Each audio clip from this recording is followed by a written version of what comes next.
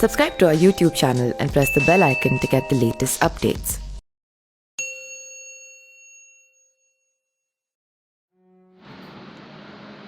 ज्योतिरादित्य सिंधिया के साथ कांग्रेस के 22 बागी विधायक भी इस्तीफा देकर बीजेपी में आ गए हैं।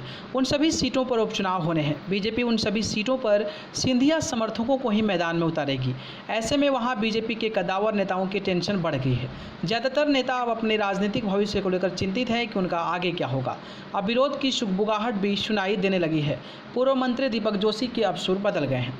उपचुनाव से पहले नेताओं के बदले सुर से बीजेपी असमंजस में है, क्योंकि सिंधिया के साथ आए लोग तत्कालीन सरकार में मंत्री और विधायक रहे हैं। उन लोगों ने अपने करियर को दांव पर लगाकर बीजेपी के साथ हैं। ऐसे में संभावना कमी है कि बीजेपी उन्हें टिकट नहीं दे। सिंधिया खेमे के लोगों की सीटों पर बीजेपी नेता ही चुनाव में निकटतम प्रतिद्वंदी रहे हैं। बीजेपी के लिए उपचुनाव से पहले सबसे चुनौती यह है कि उन नेताओं को कहीं एडजस्ट किया जाए ताकि बगावत नहीं बढ़े। 3 बार के विधायक और मध्य प्रदेश के पूर्व मंत्री दीपक जोशी के सुर उपचुनाव से पहले बदल गए। उन्होंने संकेत दिए हैं कि यदि उनके राजनीतिक रूप से नाइंसाफ़ी हुई तो वे दूसरे विकल्प पर विचार कर सकते हैं। जोशी ने मीडिया से बात करते हुए कहा कि अभी मैं पार्टी के साथ हूं, लेकिन मेरे लिए सारे विकल्प खुले हैं और वक्त आने पर इस पर विचार किया जाएगा। एक स्थानीय अखबार से बात करते हुए दीपक ने कहा कि अगर राजनीति का यही रूप है तो इसका प्रयोग मैं भी करूंगा। मैं भी मनुष्य हूं।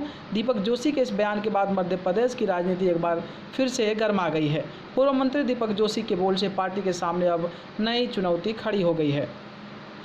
दरअसल दीपक जोशी हट पिपल्या विधानसभा सीट से 2 बार विधायक रहे हैं। वहीं एक बार वह बागली विधानसभा सीट से भी चुनाव जीत चुके हैं। दीपक जोशी 2013 में मध्य प्रदेश की शिवराज सरकार में स्कूल, उच्च शिक्षा, स्किल डेवलपमेंट मंत्री भी थे। 2018 के विधानसभा चुनाव में उन्होंने ज्योतिरादित्य सिंधिया समर्थक मनोज चौधरी से करीब 23,000 वोटों से हार का सामना करना पड़ा था।